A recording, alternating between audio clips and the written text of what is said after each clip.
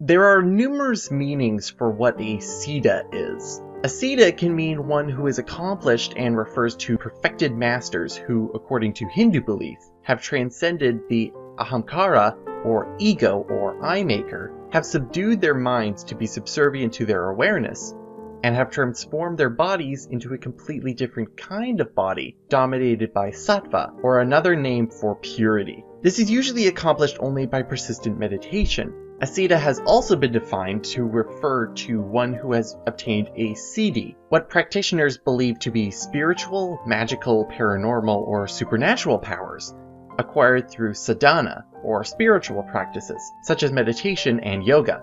The siddhis as paranormal abilities are considered emergent abilities of an individual that is on the path to Siddhahood, and do not define a Siddha. The siddhi in its pure form means the attainment of flawless identity with reality, perfection of spirit. With Tantric Buddhism, siddhi are powers that include items such as clairvoyance, levitation, bilocation, becoming as small as an atom, materialization, and having access to memories from past lives. What this can be summed up as is that Siddhas possess great power.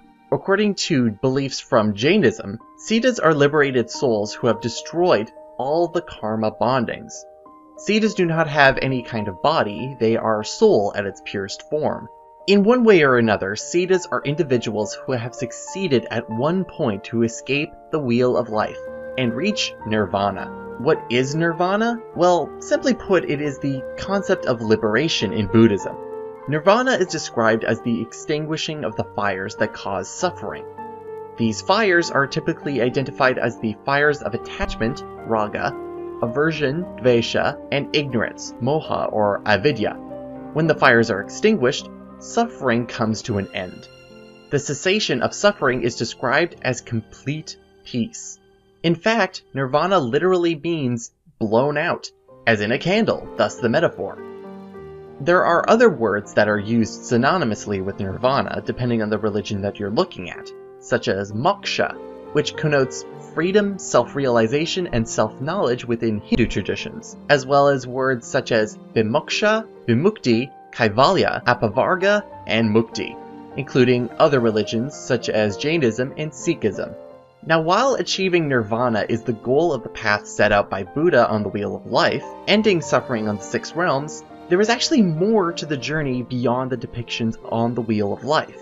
Some sects of Buddhism believe that as people practice Buddhism, they make Buddhahood the dominant state of their lives, as it acts as a kind of filter revealing the positive aspects of not only the six realms already discussed, but also 4 additional higher, noble realms.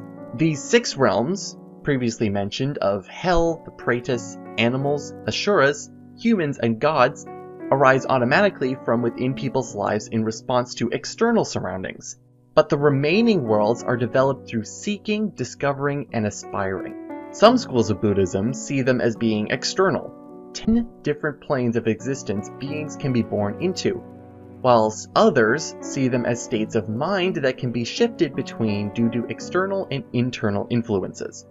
The 4 higher worlds are characterized by the belief that humans need to make an effort to reveal themselves from within their lives. The first of the higher 4 is learning. Learning is a condition in which one seeks some skill, lasting truth, or self-improvement through the teachings of others. To accept this realm, the experiencer must first develop the desire to gain wisdom and insight into the true nature of all things, free from delusion. This realm is characterized by the seeking of truth and wisdom through external sources, such as other people and pre-recorded information, usually texts.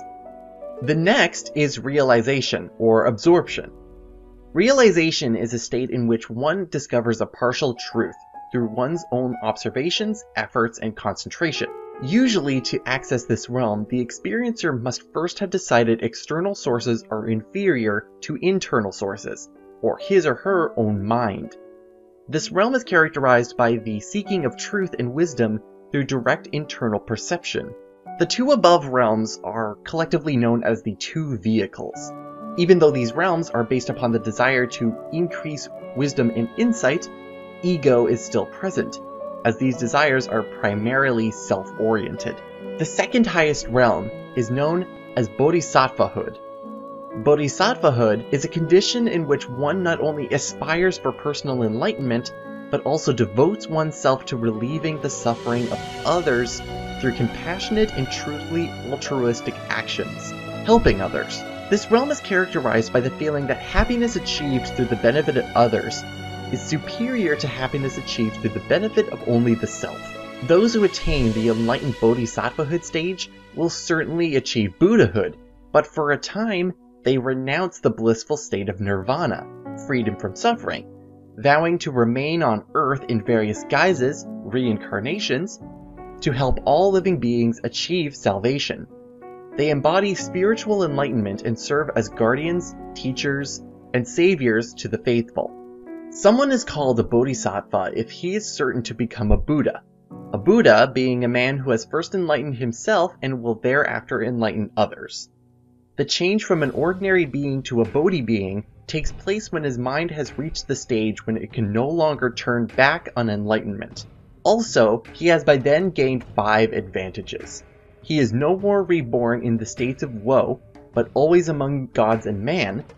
He is never again born in poor or low-class families. He is always male and never a woman. He is always well-built and free of physical defects. And he can remember his past lives and no more forgets them again.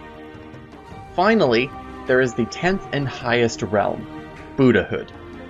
This is a condition of pure, indestructible happiness which is not dependent on one's circumstances. The experiencer is totally free from all delusion, suffering, and anger.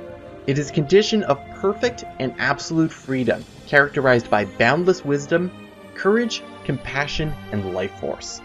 This realm is difficult to describe and is generally only obtained through the direct internal perception to the realm of realization.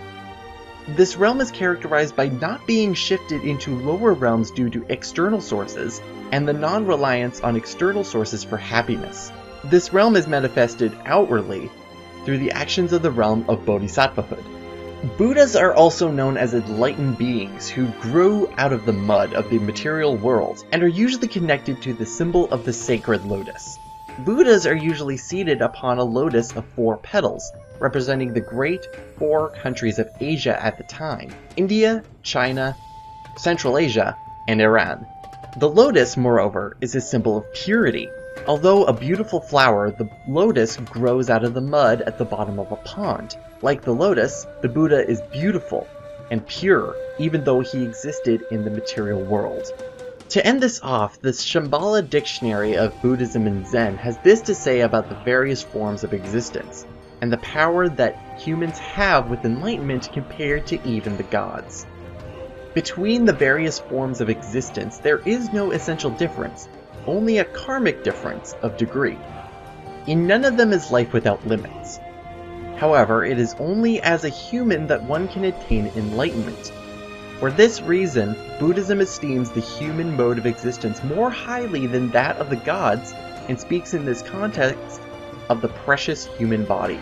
Incarnation as a human being is regarded as a rare opportunity in the cycle of samsara to escape the cycle, and it is a challenge and obligation of humans to perceive this opportunity and strive towards liberation and enlightenment.